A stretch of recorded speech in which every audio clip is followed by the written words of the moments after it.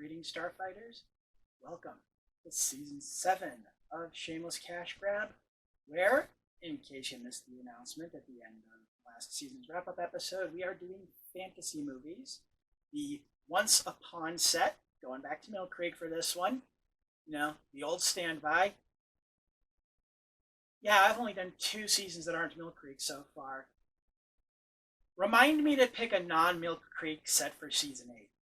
Anyway, our first movie today is The Magic Door, and it's got a decent cast to it. Jenny Agutter from Logan's Run. Anthony Head, I'm assuming it's the same Anthony Head from Buffy and Reba the Genetic Opera. And based on the date, we got us a young Aaron Taylor Johnson here. We're not just talking like pre-Age of Ultron, we're talking pre-Kick-Ass. So, yeah, just The Magic Door from 2004. Okay, so I've now watched The Magic Door from 2007. Yeah, I know I said 2004 in the opening. More on that in a bit. The plot summary comes courtesy of Letterboxd. A magic troll aims to defeat the Black Witch and find the magic door that will lead him home with the help of the elf Flip and the boy Liam. Awkwardly written, yet accurate. Anyway, fuck my life, we are starting off the season with a Paul Matthews movie. Anyone watching this who's also a longtime fan of Diamanda Hagen will know that name, and thus they know how much pain I am in for. I have no idea what Mr. Matthews is like as a person. He may be very nice, but his filmography is infamously bad in the family movie scene. He is like if Ed Wood had worked for Disney. I was aware that I had a few Paul Matthews films on this set. I mentioned Merlin the Return in the video segment, I think. And not long after I filmed that bit, Hagen released a crossover with Film Brain of The Little Unicorn, which is also on this set, but I won't be getting to that one until next year. Oh, as an aside, YouTube, stop hitting Hagen with copyright strikes. Her videos are clearly fair use. And what was this bullshit about labeling one of her playlists as a scam? I do playlists too. Anyone who's been to my channel page knows this. How is a playlist a scam? And why haven't you gotten back to her on it? Anyway, one surefire sign that we are in for a treat with this movie is the production date, which is 2004, while the release date is 2007. I told you I was going to get to that. It's not unheard of for a movie that sat on a shelf for several years to turn out good, but good or not, it always means that the studio had no faith in the movie whatsoever, but was contractually obligated to release it at some point, so they either shoved it out on home video, or in the modern era, they shove it out onto a streaming service. The Magic Door opens, and oh, that one wasn't even on purpose. The movie opens in much the same way many of last season's movies opened. Long shots of nature while Jen plays time, and also... Yeah, hi. I have no idea what happened there. I didn't notice it until I was editing. What I said there was, shots of nature while generic music plays, and I have no clue what that skip was. I just... Whatever, let's get back to what I recorded before. Flute and harp-ish sounding kind of music, so that we know it's a fantasy movie instead of a shark movie. As the opening credits draw to a close, we see a rock that is vaguely shaped like a child with its head down. Well, that's ominous. And we hear a dog and a man grunting. And it occurs to me we never see or hear that dog again. The man, or rather troll, which we'll find out later, is named Raglan. A woman appears and calls his name, which is how I know this, And based on how she's dressed and the vampire teeth, even though she isn't a vampire, I think she mistakenly thought she'd been hired for a softcore porn parody of Carmilla. Then an elf, I guess, appears on a flash of green light, and I believe this is Aaron Taylor Johnson's entrance into the movie. With cheap elf ears and a bad wig, and with furry pants that make him look like a satyr, even though everyone calls him an elf. The two talk about someone's exile being up, turns out it's Raglan's, and having only one chance in 100 years, and frankly, I already don't care. This is Flip from the plot summary, and apparently he owes the bad Daenerys cosplayer with the fake fangs something, which is why she has him spying on Raglan.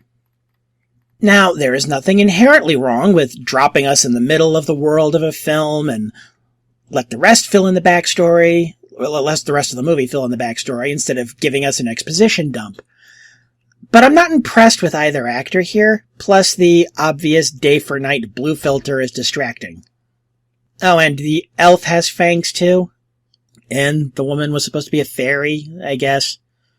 Well, that's one way to differentiate yourself from other elves and fairies and other fantasy movies. I just hope there's an in-universe reason for this, otherwise it just looks like a bunch of fae raided a Spirit Halloween store. And apparently we're in the real world now, because we cut to Raglan raiding a modern-day trash can for food and finding, somehow, a whole uneaten chicken leg under some plastic bags that sound like they don't actually have anything in them. Not a good sign when the movie has me noticing the suspiciously light props on just a first viewing. And Raglan somehow gets stuck in the can, reaching for the chicken leg, causing it to roll on the ground. Sadly, I expected this kind of thing. I've mentioned before how I've seen some reviews of other Paul Matthews films, and bad slapstick is one of his hallmarks. And honestly, slapstick is probably one of the easiest forms of comedy to do, so how bad a filmmaker do you have to be to screw that up? Anyway, the house the trash can belonged to has people in it, as houses often do. Well, except in America, but not that kind of show. We learn about the family that lives here when the little girl opens her window.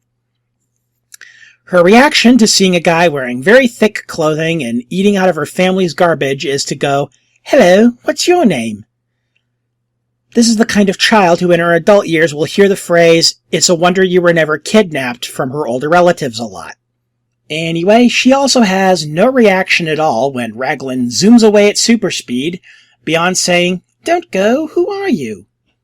The little girl, who we learn is named Sally, refers to Raglan as a troll when her parents come outside to find the garbage bin turned over, and they blame her brother, Liam, and dismiss her when she says it was a little troll. How she knew he was a troll before the movie tells us he's a troll, who knows? The father is played by Anthony Stewart Head. I imagine I don't need to tell you what he's most famous for. I'm lost without you here.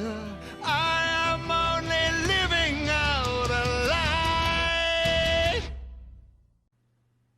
I kid, but in all honesty, I did see Repo the Genetic Opera long before I ever saw all of Buffy the Vampire Slayer, so, And honestly, I kind of like Repo better. Anyway, the parents demand Liam help clean up the mess, and the boy is naturally put off at being blamed for something he didn't do.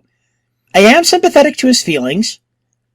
I am less sympathetic to how off the ADR sounds.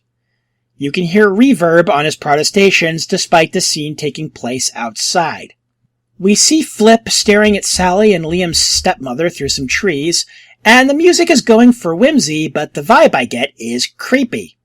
I swear, we hear heavy breathing, and the smile on Flip's face does not help. Getting real Peeping Tom vibes off this elf. When the mother, who the closed captioning tells us is named Rachel before the movie itself does, goes back inside, Flip decides to take a nap in the tree. Oh, by the way, we have closed captioning this season. That's going to be helpful. But anyway, yeah, Flip decides to take a nap in the tree during a thunderstorm. Yeah, that tracks. That's about the general level of intellect of characters in Paul Matthews movies. We cut to Liam packing a bag, planning to run away while talking to Sally, and this scene... Ugh, okay. I don't want to be mean. I've said on this show before how I generally go easier on child actors because at best they're a mixed bag, but man, both these kids are very much on the not good end of that spectrum. And them being British doesn't really help here.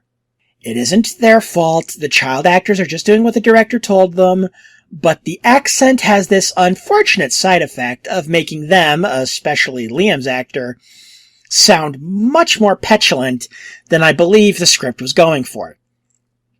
I honestly feel bad for finding Sally and Liam so annoying here, but it doesn't change the fact that I find them annoying. More family drama stuff, and honestly, I think we all know how this is going to play out. I'll come back to it if anything that I don't see coming from a mile away happens. We get back to the fantasy elements of the film, but that's not terribly interesting either. This includes Flip growling a lot for no apparent reason, and a shape-shifting scene that is somehow less effective than the ones in Krull. The Magic Door was filmed in 2004, remember. Also, apparently the Fae talk to themselves. A lot. A lot. And not even to provide exposition. Which would be lazy storytelling, but at least it would accomplish something. This is all so boring. I was drinking caffeine as I was watching this movie, on a day when I got to sleep in because I didn't have to go to work, and I was still struggling to stay awake through all of it. We eventually get some context for things. Remember the rather generic plot summary I read at the start of the audio portion of the episode? It's that. Well, the reason Raglan needs to find a magic door to get home is apparently he's been exiled to our world because of crimes committed by his brothers, who have all been turned to stone. At least one of those crimes would appear to be child murder, but more on that later. So there's our connection between him and the child leads, given that Liam has, at least once, been blamed for something he didn't do. And the fairy, played by an adult actress who spends an uncomfortable amount of time licking her fangs while talking to a child actor, wants to prevent Raglan from getting home. And Flip is helping her, even though he obviously isn't completely on board. So his face turn is going to be a shock to no one. Oh wait, now that I remember it, I think the face turn was also mentioned in the plot summary that I read. Jenny Agutter enters the movie at this point as the Black Witch, who exposits about another fairy who for a moment I thought was the one trying to keep Raglan away because both characters are blonde white women. I mean, they're the same actress, but they're not the same woman. Anyway, there's something here about being encased in quartz, and when she's fully encased, the Black Witch, will marry someone named Prince Hamlin, who we never meet, and she'll be Queen of the Fairies. Stock fairy tale stuff. Flip spies on this, growling the whole time, yet somehow not getting caught. What is it with this movie having every other magical being just growl and hiss all the time for no apparent reason? Like, even when they're alone? Liam and Sally finally meet Raglan after several minutes of bickering that grated on my nerves. Honestly, if you've seen a quote-unquote real-world people meet creatures of the Fae, stories that were marketed towards young children, you pretty much know how this goes. Though, the part where Raglan explains why he didn't turn to stone in the daylight like his brothers did does lead to one funny moment, where, after he explains it, Liam goes, "That doesn't make any sense," which happened to be exactly what I was thinking. Okay, movie, you get 1 point. The children and Raglan chat, and apparently he told them about the door he's looking for. We don't actually see this exchange, it's just suddenly later in the day, and Sally is saying that tomorrow she and Liam could help him look for the door, and I was all, wait, when did he tell them about the door? The family drama starts up again. It's a bit atypical. Usually in this kind of movie, it's the step-parent who suggests sending the children away to a boarding school or some such, Whereas here, it's the biological father threatening it, while the stepmother thinks that's an overreaction. It's a shame this scene isn't in a good movie. Liam and Sally sneak out later under the light of the fakest moon I have ever seen outside movies from the silent era, and using a giant-ass ladder and being loud enough to be heard over the native wildlife. Lucky for them, their parents are apparently really heavy sleepers. They meet up with Raglan again, though we only see the aftermath of that because, again, the movie has apparently decided to just skip over a bunch of stuff, like with the door, because Raglan already understands that a search party going through the woods is looking for Liam and Sally. We get back to Flip and the fairy, whose every interaction with him makes me want to call Child Protective Services, and it turns out another bit of information the movie apparently forgot to give us earlier is that she's Jenny Agutter's Black Witch in disguise. She threatens Flip with CGI lightning. I'm sure this will not backfire at a crucial point in the third act at all. We get a world-building scene next, which I only wish I could care about, but it's probably important for the finale, so I guess I should at least try to pay attention to it. Something about elf arrows being magic and what effect the arrows have determined by the number of magpie feathers used to make them. Hold on a second, let me skip ahead. Nope, actually that turns out to not be that important at all. So why they decided to leave that in, but not the part where Raglan tells the children about the door? Whatever. Anyway, they capture Flip, and Flip tries to drive a wedge between the kids and Raglan, which will probably work for 10, maybe 20 minutes tops. You know, just what the movie needs, more pointless bickering. And also more things without proper setup, like apparently Sally has latent magic now? What the fuck? Now see, what Flip does here is try to tell the kids that Raglan is going to eat them because trolls eat children, and the audience is given a bit of a fake concern that this will actually happen when the local police and search party trying to find Sally and Liam find like some torn children's clothing and other items that don't belong to Sally and Liam, and therefore their parents don't recognize it. But, okay, this means, though, that very likely a child did die in those woods at some point, and this is treated as, like, an afterthought, at best, or, like, to set up a red herring that I don't think anyone actually falls for, even if they were in this movie's target audience, which is like 5 and 6 year olds. But yeah, nice to have nice of you to have a bunch of implied child murder in your movie there, Paul Matthews. But, you know, well, Sally's Deus Ex Machina latent magic comes in handy later, because when the Black Witch tries to freeze Sally, her instinctive reaction blocks the spell, creating a light show big enough to let her parents know where they are. And this is where the parents ultimately meet the troll, and then Flip turns face and frees the imprisoned fairy princess. Raglan has to choose between going home and helping save Liam and Sally's father, who've been tied up at this point. The elf cavalry arrives for the final battle with the Black Witch, which is a lot like the final battle from WandaVision, except incredibly boring. The fairy princess gives out rewards. Raglan decides that Earth is his home now. Flip growls one last time. Credits, let's bounce. No, wait, I just realized something. Why did just putting the Black Witch in a jar after she was turned into a mouse defeat her? There's context for this. Every other time she was turned into an animal by Raglan during that fight, she just said witch and changed back. The movie implies that she's just going to be in the jar forever, but there are no air holes in the lid that I could see. And, yeah, okay. I don't think they intended this ending to be so dark, but damn. Either she's an immortal mouse that will be in a confined space for thousands of years, or she's going to slowly suffocate and or starve. That's cold. Random thoughts I had while watching the movie. It says a lot about what kind of movie I was in for that one of the top reviews for it on Letterboxd contained twice as many poop emojis as actual words. This isn't so much a problem with the movie as with the DVD.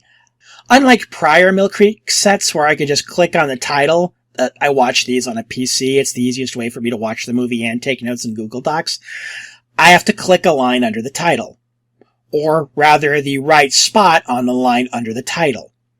And you don't know you found the right spot on the line under the title until it turns white. This is annoying. And I have to deal with it 9 more times this season. Joy. Rachel being Sally and Liam's stepmother is revealed through dialogue in a way that isn't awkward or ham-fisted. That's a level of storytelling competence I did not expect. Kudos. I just happened to look up Liam's actor because I thought he looked familiar, and I was wrong, but it turns out he does a lot of movies for PureFlix. You know, that right-wing Christian movie studios that puts out crap like the God Is Not Dead movies? Seriously, how are there 4 of those?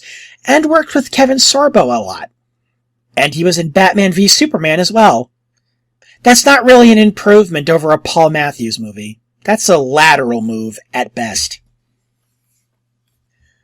I'm putting this in random thoughts instead of the recap because I honestly don't know if the issue is the movie or the transfer, but the sound editing here is really off. Every sound, especially after roughly the 20-minute mark, has this slight echo that you don't quite notice at first, but once you do, it's really all you can hear. It's like an audio uncanny valley. It sounds just enough like non-echoey sound that a lot of people might not even pick up on it, but it's distracting for those of us who do. The actress who played the fairy princess, both for real and as the Black Witch, impersonating her, spend a lot of time giving the teenage boy playing Flip looks that make me very uncomfortable. Like, lady, this is supposed to be the denouement. Stop eye-humping young Aaron Taylor Johnson. Oh my god, I need an adult. And now it's time for this season's recurring segment. Last season, it was Cool Shark Facts. This season, it is a segment called, throw that thing up there on the screen, FUJK. Not hard to guess what that's about. We're going to start with a small one here, but I will be including a link to a more in-depth paper in the show notes. But you'll know the way that the Harry Potter books, like, only Asian character was named in like the laziest, whitest way possible. I mean, you know, she is literally named after a Korean surname and a Chinese surname and an anglicized version at that. Yeah, that's not great. As the poet Rachel Rostad put it, this would be like naming a French character Garcia Sanchez, 2 Spanish surnames. I put more effort than that into naming my Star Trek Online characters, and this was before I ever thought about recording any of them for this channel. I could have brought up how the actress who played her in the movies was told to lie about how much racist harassment she was receiving online, but far as I know, Rowling actually had nothing to do with that. That was all Warner Brothers. I mean, she still sucks, and I've got 9 more examples over the course of this season to show it, but, you know, fair is fair.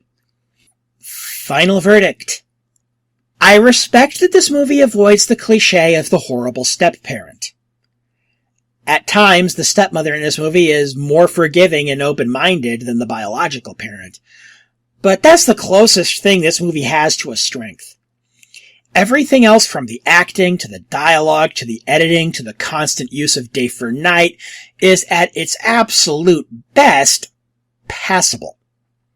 Though I suppose for a Paul Matthews film, that counts as high praise.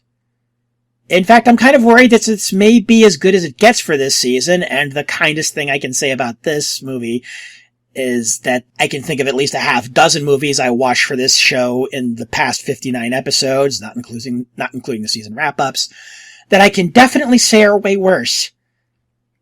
I mean, I'd watch The Magic Door again before I'd watch The Vampire Happening again, that's for sure. And really, you know, apart from the random growling, Aaron Taylor Johnson was not that bad in this movie. Considering he was only 14 at the time, that's nothing to sneeze at. Well, next week, we go to Ireland. By which I mean the movie is set in Ireland. Probably not filmed there, though. Come back next time for The Last Leprechaun, starring noted character actor David Warner, who will almost certainly be too good for this movie. Have fun. Stay safe.